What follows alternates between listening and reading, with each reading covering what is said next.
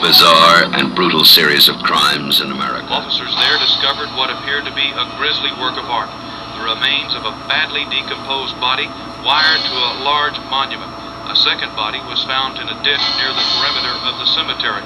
Subsequent investigation has revealed at least a dozen empty crypts, and it's feared more will turn up as the probe continues. Deputies report that in some instances, only parts of a corpse had been removed. The head, or in some cases the extremities removed, the remainder of the corpse left intact. Evidence indicates the robberies have occurred over a period of time.